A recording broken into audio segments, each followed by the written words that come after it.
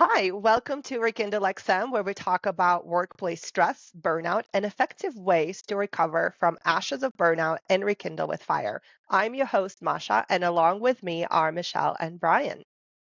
Before we begin, I'd like to invite you to subscribe and follow our channel so you can stay in tune with our content as it comes live.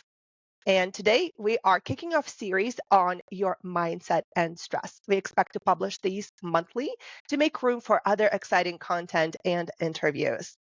So today we're kicking it off with whether it's your work that is causing your burnout, a very hot topic out there.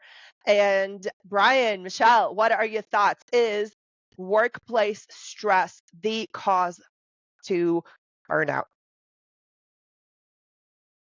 According to the standard definition, yes. But stress comes from all areas. So no, it's not your only source of burnout. It is, however, a good contributor. And I agree that work is a contributor. I will say from my perspective that my learnings as I've gone through is that a lot of times I cause my own stress. So work definitely contributes, but so do I. Yes, I think our mindset surprisingly probably affects our stress levels more than the actual work atmosphere. I mean, there are toxic situations in work, but overall, if we have a proper mindset, we can probably move off from it. Totally agree. In my case, in my experience, it was also my mindset, how I wanted to display myself to the world and how I wanted to be perceived by the world. I have to say that work ended up being the catalyst to my burnout. It was just one more thing that happened already in the house of cards and they all fell down and bam. But oftentimes I think people mistaken and say, my work is the cause of my burnout. Well, I can see how it can come across that way. That is what we want to believe because oftentimes we don't want to take responsibility for our own actions, especially if it's something that we caused, right?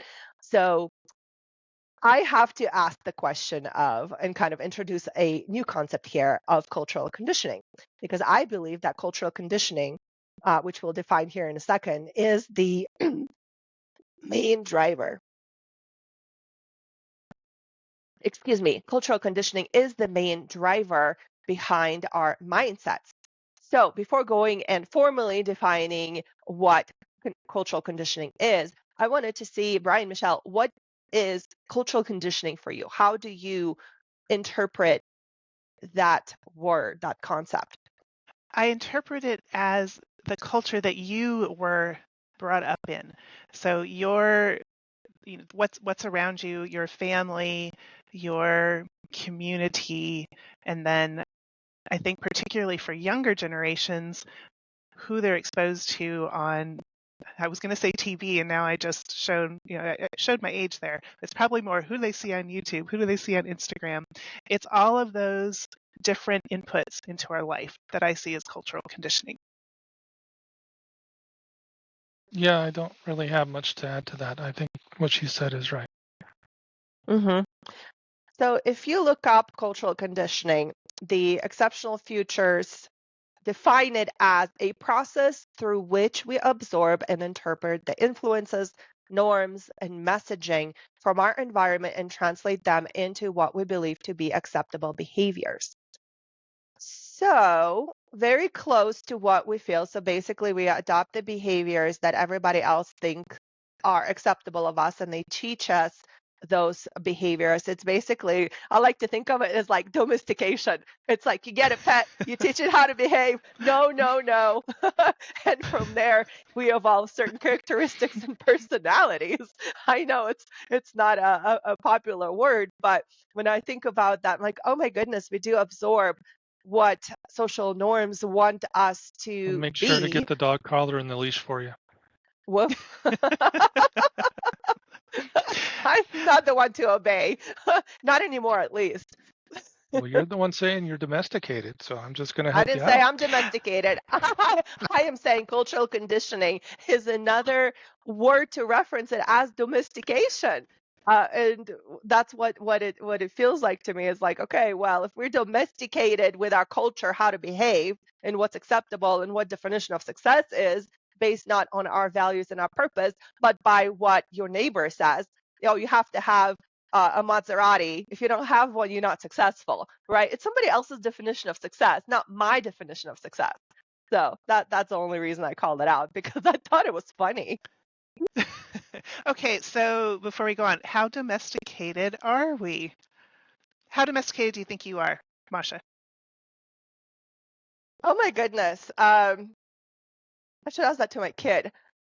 I think it has to do with the relationships that I have been a part of, and I have felt like I was being domesticated. I was being tried to put in a frame that they were expecting me to be. The good old wife. You go and you put in the 40 hours a week, and then you come home to 40 more hours of work, and of course you work overtime. And that's that. And the other partner is not as much of a contributor to that lifestyle. So I've started to feel in certain relationships I walked away from was that control, that domestication, that placement of the collar and choking you. It's 6:01. Where are you? I went to the store to get dinner. What do you mean where I am? Well, you didn't tell me you're going to the store. I didn't realize I had to.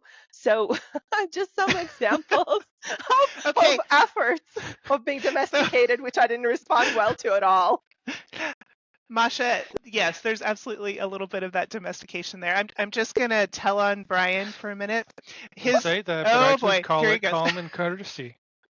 No, okay, but Brian is not domesticated. He might be on the wild side. He's a rebel by nature. Well, you will not get me to admit I'm domesticated either. I mean, that's a No. word that is what we do to animals, not to people. But his mother just knows, because she will ask him to do something and Brian will be like, no, I'm not doing that. And she knows. She doesn't even bother to ask him anymore because he has no problem being like, nope. But that's not true, because there was reached a point in my life where I had to live my life. It doesn't mean I don't respect my mother and I won't follow what she says on occasion, but it calls for us to lead our own life, not to just continually be what other people say that we need to do. So there was plenty of times where, especially growing up through most of that, my mom asked, I would do it. But I grew up, I got married, and I needed to live my own life.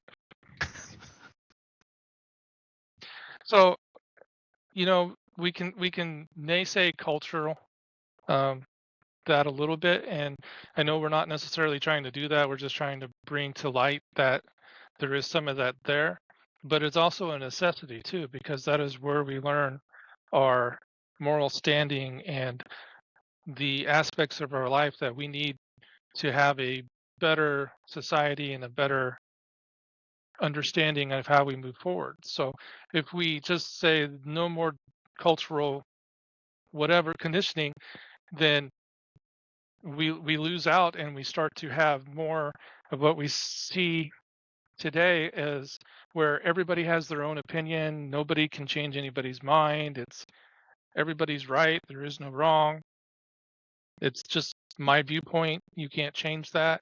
And where that's not a bad thing, it's also not a good or healthy thing for a society. Mm-hmm.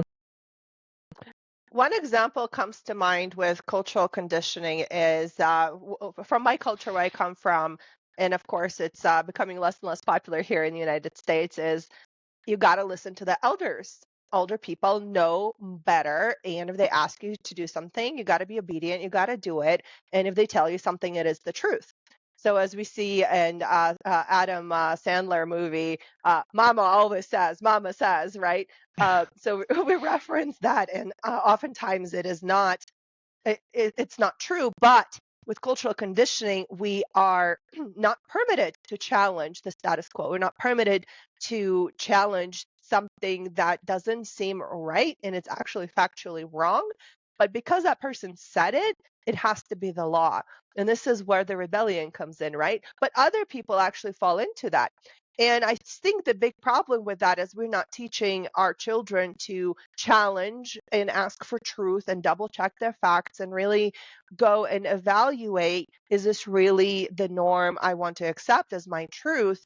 Then we have them enter into the workplace. And in the workplace, they may see some unhealthy behaviors, unethical, immoral things happening in the organization, but they don't have the capacity, they don't have the confidence to speak out and ask questions and really contribute to being a good ethical action or product or service. They have to accept those shortcuts and just accept it. Um, I've seen that in corporations where I've been told, "Oh, I'm being a good steward of the company, and therefore that's how it is." I'm like, but it's illegal. What do you do? Right? So my next question is, how does cultural conditioning contribute to stress and burnout? I like the example you gave in the sense that we're not taught to question. Actually, I think it goes further than that. We're not taught to evaluate our expectations and mindsets that we take into work with us. And that's the underlying foundation of how we're going to react to any work situation or a stressful situation at work or at home, regardless of which it is, are those mindsets and those beliefs that we have that we don't know about. Well, subconsciously we do, but consciously we don't know about that. We don't think about it in that way.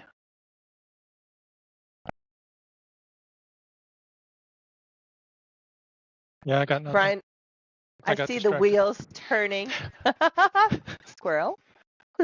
Yep, I squirreled. Okay, so Brian, you had an interesting background as a child because you grew up on a farm, which is a different work situation than corporate. But how do you think that influenced your corporate, or what mindsets did you take from growing up working on a farm where the work, in a sense, never ended? Or maybe it was different. I don't know. You can tell us. What I found out is that most people, when they realized that you came from a farm background, they were more interested in hiring you because your idea of work ethic was better. Oh, But as I got more burned out, I can't say that my work ethic continued to be as well as when I first started coming from that farm life. But that's part of burnout as well. The farm, you had no choice. I mean, you either did the work or you didn't eat. You can't just go switch a job because there's bills to pay, there's farmland to take care of, there's animals to take care of, and it's regardless of whether you think it's cultural conditioning or not, it's what you had to do to survive. So there is somewhat of a fixed mindset there just because that is what's required. And not all fixed mindsets are bad, I don't think. It just depends on the situation and how the mindset needs to be there. So are we saying that there are certain lifestyles that are more prominent to burnout? Well, you can't farm all year round. So from April to October, November, you're in full farm mode because you're getting ready to do spring planting. Then you're harvesting for the summer wheat if you're doing that, and you're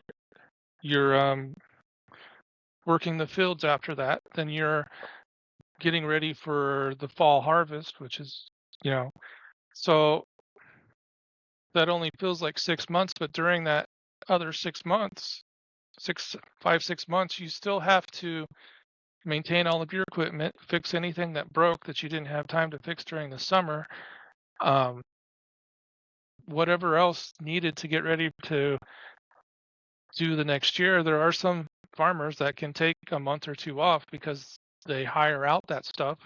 They have the income to be able to do that. We did not, so we did all of our own fixing. And you're always busy because you have to keep yourself busy. You have to keep progressing your job. I mean, I think that's the difference between entrepreneurship which a farmer is an entrepreneur, and working in an office where you're getting a paycheck, the mindset is not the same.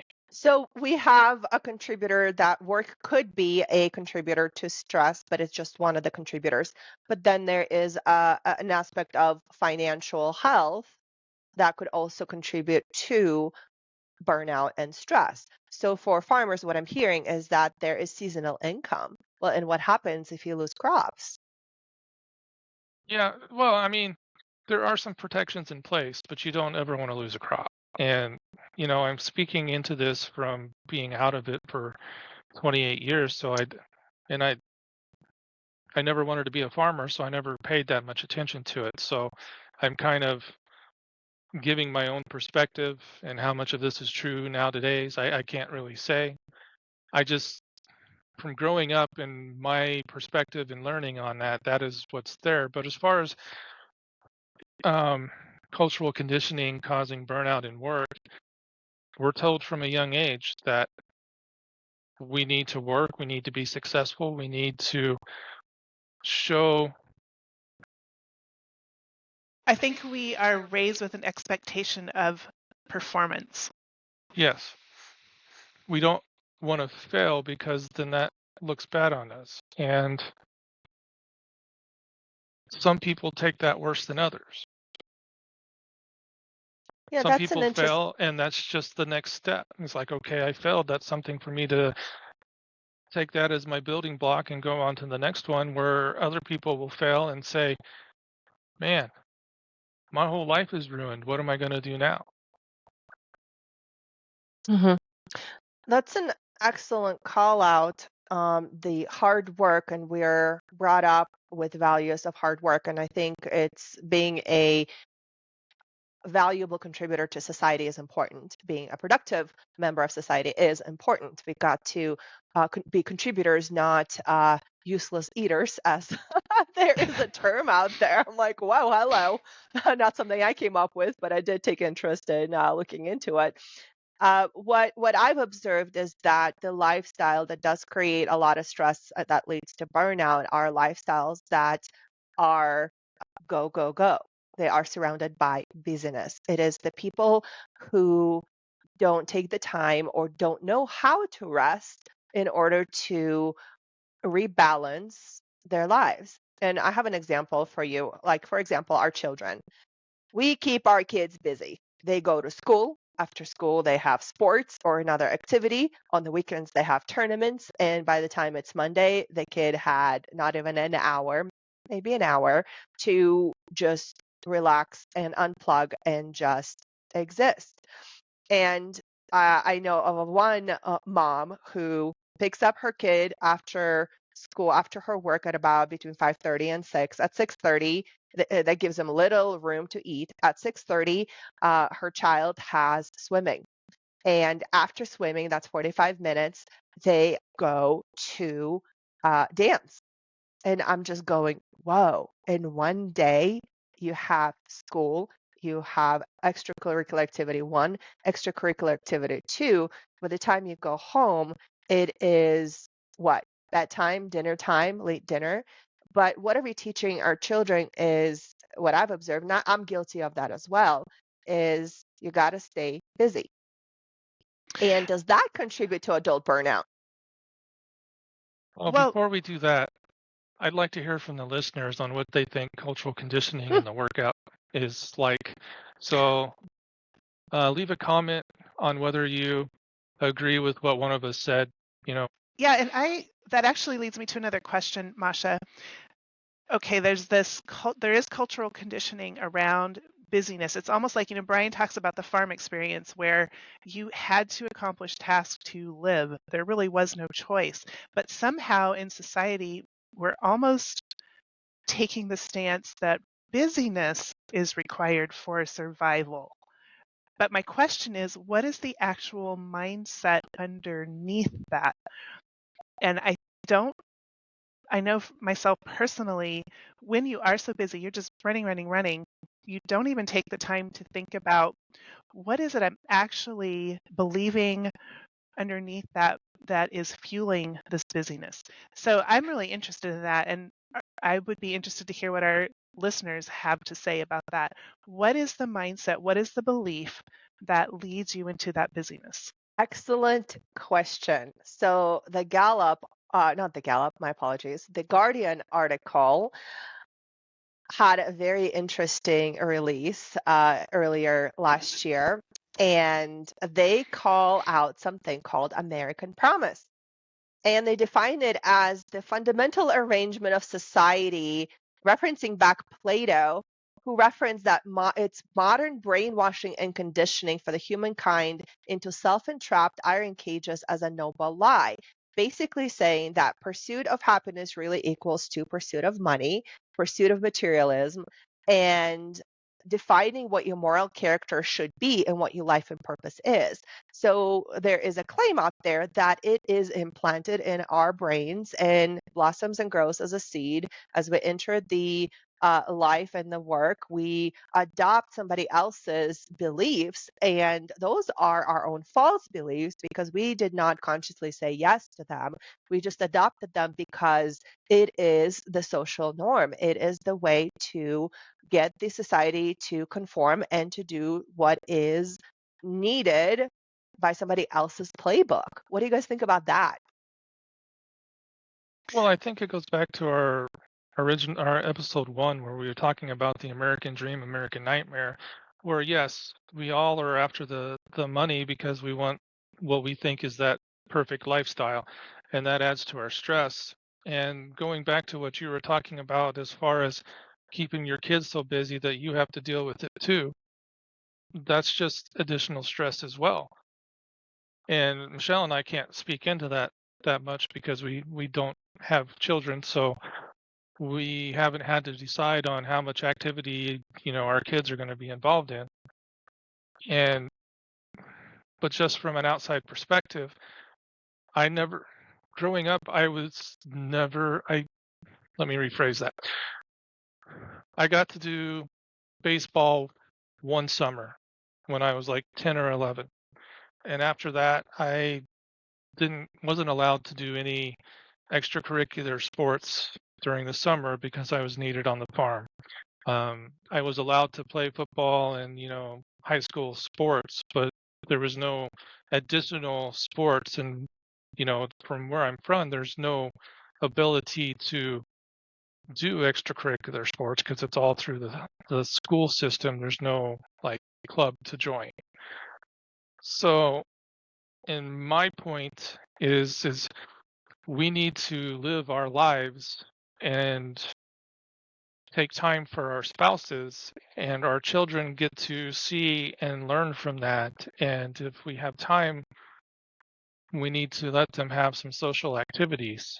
And I'm not saying that, and once again, this is just from my viewpoint of seeing people's overly busy lives where their children take up all of their time outside of work,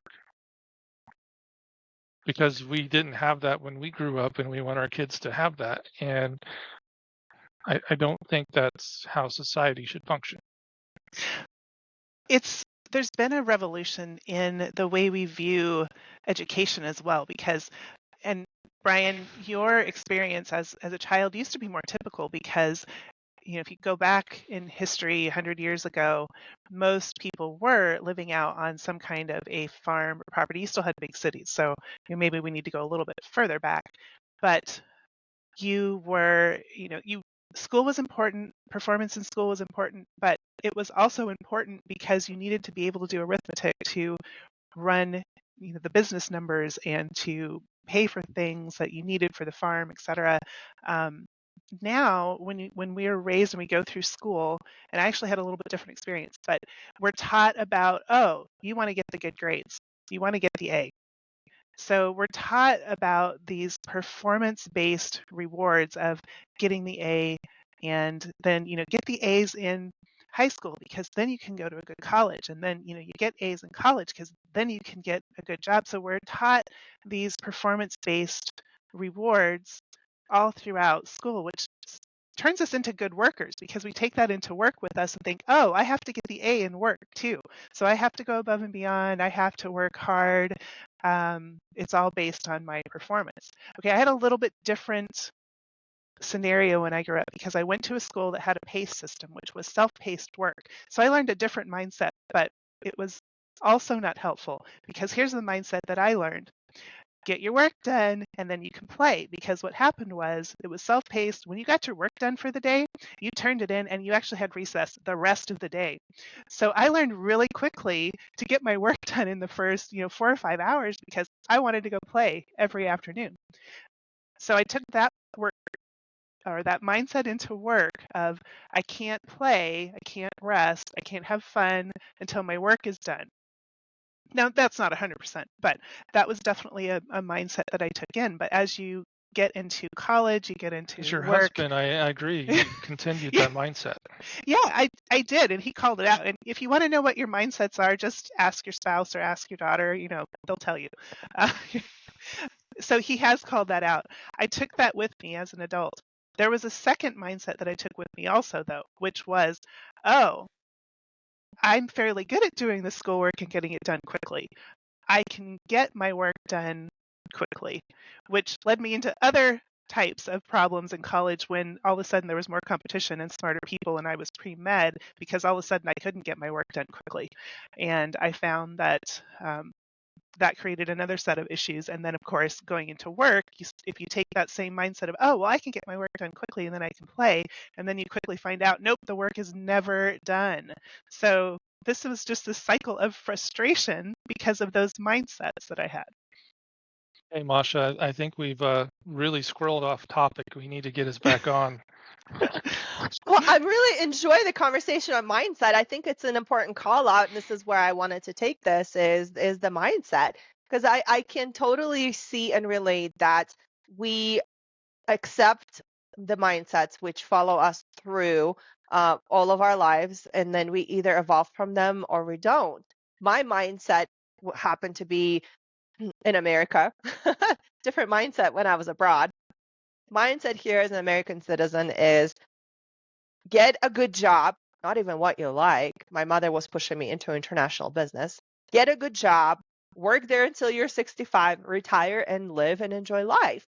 Well, I did an internship for international business, and week 2, I walk into the building and I kid you not, I get a pounding headache. I cannot physically be in the building. I hated it that much. So very quickly I learned, and thank God I did an internship. Otherwise I would end up in career and hate my life every day.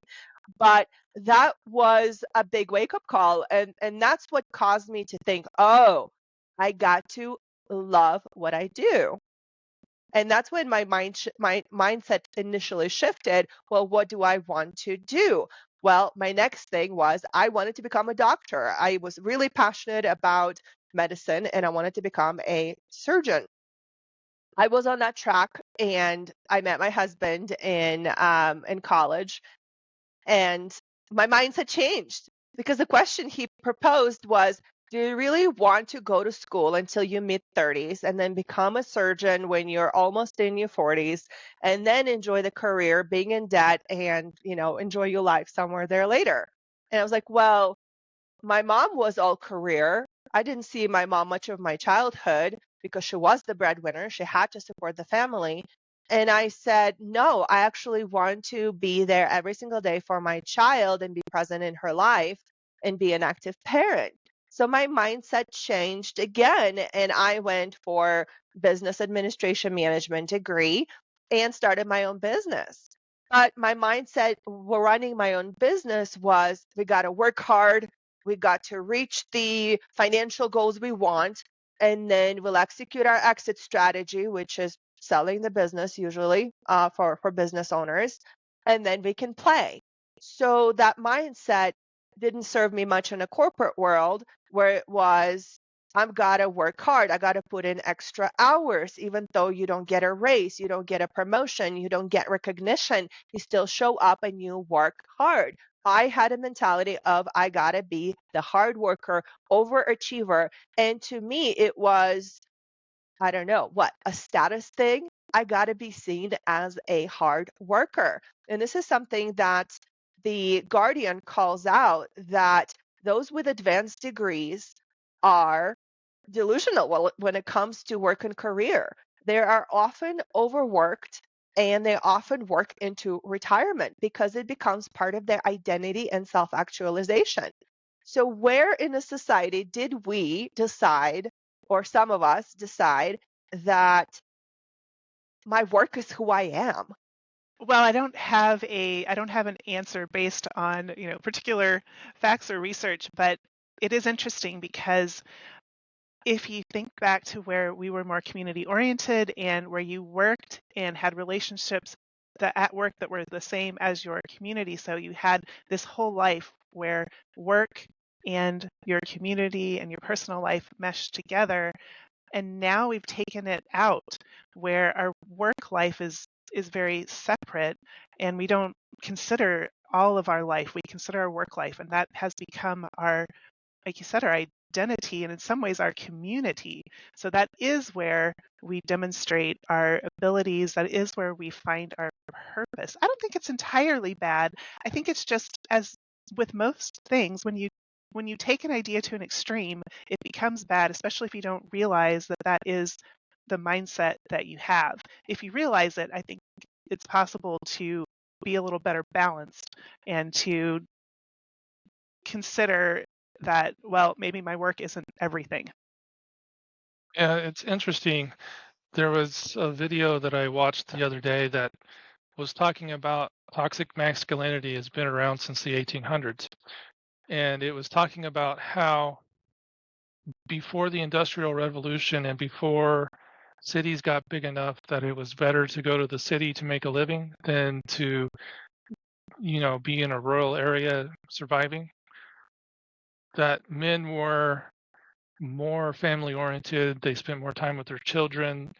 They were just more in tune to that whole family life. But when it became it became better to go to the cities and do, just employee work, that then work became their main focus and they started leaving the family situation. So you can kind of attribute it probably to then. And where the male toxicity came in is that because then it became more of a boys club because there was less female working at that time, and they started, since they were spending so much time at work, their whole perspective on family and everything else was changing. And I think that's, you can start to see it from that perspective, is I have to be at work, I have to do my job. It's like Miracle on 34th Street, where the guy was killing himself to make a living for himself. And that became the idea of that's what you got to do to get ahead and to just survive. And even though society has loosened up over the years, we still see that this is what I have to do to get ahead. Because there's still plenty of people on social media that promote this. This is how you this is what you have to do to be of value. This is what you have to do to make it and have, the people come after you that you want to come after you. And instead of going back to our American dream, what are we trying to live for? Why? What's our purpose? Yeah, it's almost like the purpose has become to live these busy lives and to perform and excel at work. So, we often talk about the example of the hamster wheel and how we feel like we're like hamsters on that wheel just going round and round and round. And a hamster, I don't think they ever stop to ask why I'm on the wheel. And as, at least in the American culture, most of us never stop to ask, why am I on the wheel? That's a great question. So America, why are you on the wheel? It's a rat race on the hamster wheel. On the other hand, though, it's not that hard work is bad. It's not even that, excellence is not a bad concept, Right. ideal to live up to. But It's the again, we motive don't know behind it. what we're doing, why we're doing it, what is our purpose, and being intentional about the balance and what is it that we actually want versus what society tells us we want. Yes. Do we enjoy this? Is this what gives us and fulfills us and give us peace at the end of the day and joy during the day? At the end, yeah, peace at the end of the day and joy at the day during the day. Or is this what I think I have to do to succeed? I mean, those are two completely different mindsets. And when you start to change to think about, well, I'll just take myself for the example. So, my whole working career, I thought this is what I had to do. This is how I showed my contentment and where I'm at and that God is providing for me. And I had to change that mindset to, no, I don't enjoy this. This job is making me miserable. It's the start of my burnout. Everything that comes in afterwards that causes me stress only adds to that burnout that I had. I need to walk away from this because this isn't giving God glory. This isn't helping myself. I have no peace at night. I have no joy during the day. This isn't a lifestyle that I want anymore. And Michelle and I both came to that conclusion. That's why we stepped away and did a year sabbatical in our RV before we started trying to reach others by saying, you can have joy in your day, you can have peace at night, you can have a passion and purpose that fits and makes you happy, but you got to figure out your why. Is success the only thing you need? Well, define your success. So yes, our workplace contributes to our stress and definitely contributes to burnout if it's long enough, because work is a stressful situation. But do you overall have joy in what you're doing at that? Because if you don't, why? Yeah, and I think, I'd love to hear from our readers. Have you given yourself permission to consider the life that you want? Like, literally, what do you want your life to look like? Would love to hear from folks about that. This is the time of year, we're still in January, at least when we're recording this. So this is a great time of year to ask yourself that question And and this is to where we examine mindsets. Hey, hold on, I wasn't done yet. We usually do this to you, Brian. But this is a great time of year to actually look at what our mindsets are about work. Have you ever asked yourself that question? What are my expectations around work? What beliefs do I take with me into the workplace? I think that's a question we're never really encouraged to ask, but we probably should. Mm-hmm. and this is also the place to do our shameless book plug. So Go we for have it. a book that we just turned into the publishers. We're waiting for that final vote, but it's all on this topic about how to get out of burnout, finding your why and your purpose, and moving forward. So I hope that as you continue to watch, you'll look forward to the progresses of that book. And as we get it published, Yep. buy one. Any day, Help you. any day, we're waiting for a result. And Go Moss is ahead. jumping up and down in joy because Brian just Okay, did a shameless squirrels. book plug. Brian just did a shameless book plug. You did. The guy All is right. celebrating this. And I know how much you hate recognition. So good job, Brian. Good job. Okay, I'm usually not the squirrel catcher, but I'm going to try to catch the squirrels. Let's get back on topic. Yes, one thing I really wanted to say, I think you brought really excellent points with your squirreling. I do think those are important points to bring out. And what I've observed and what I'm guilty of is getting myself to the place in my career, in my lifestyle is I can't say I'm chasing busyness, but it is always go, go, go. It is saying yes to things that I should say no to. And I know it, but I feel guilty. I feel shame for not coming and being helpful for somebody if something that I can do and I can help. But my life has no room for that, yet I still would say yes.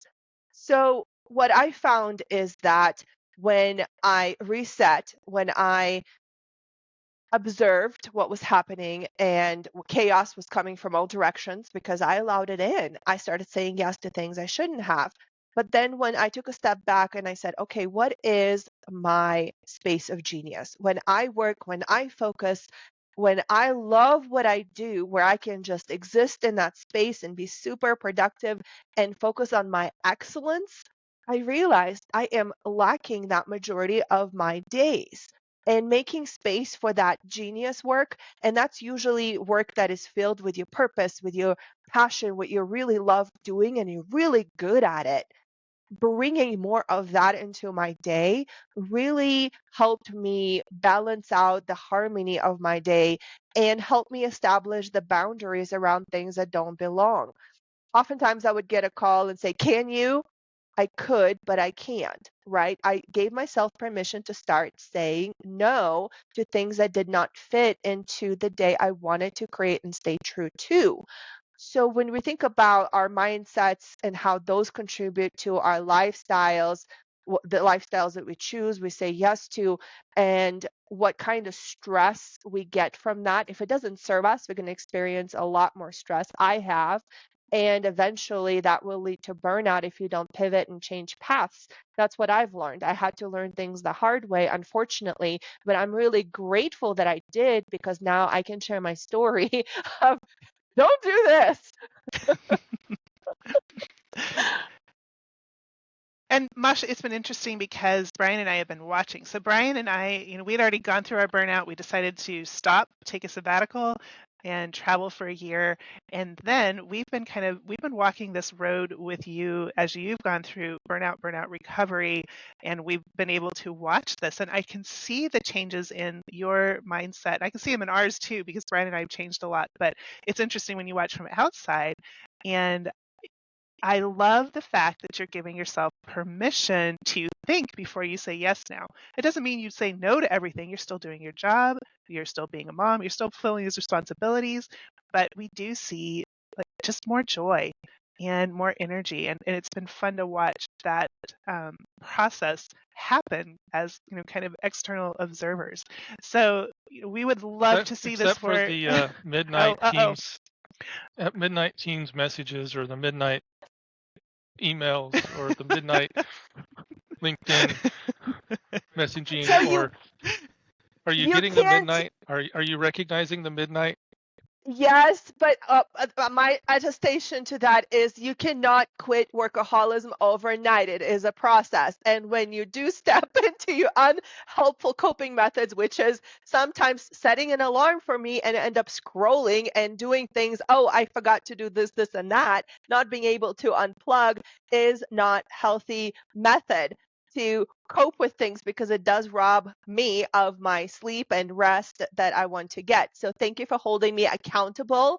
I would not be where I am if I didn't have you guys calling me out on those types of things, because it is hard to quit when you know nothing else than overworking, overcommitment, everything that is on overdrive.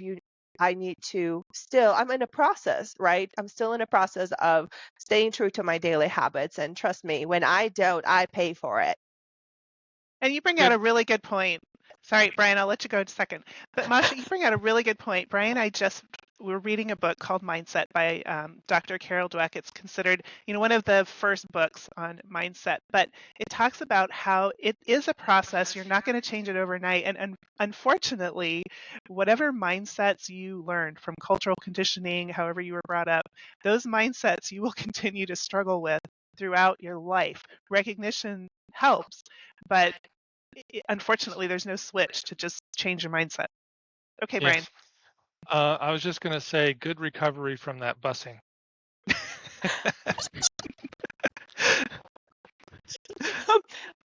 There's so much more I can say, but I'm going to humble myself and land the plane here.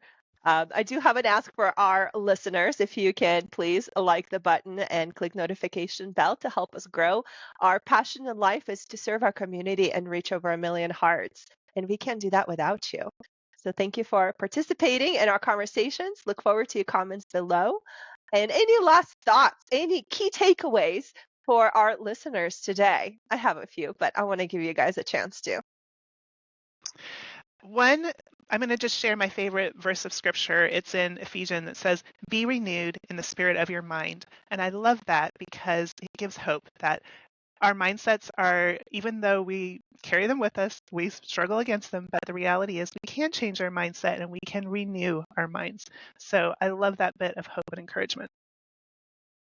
Yes, and I think as you start to change your mindset on the different aspects that you need to, you start to recognize when you're going back into a mindset that you used to have and was causing you to go in a stressful situation. So it's easier to make those course corrections, and we just have to be aware of that because, like Michelle said, I'm constantly having to readjust and refocus because that mindset came back in without me really noticing.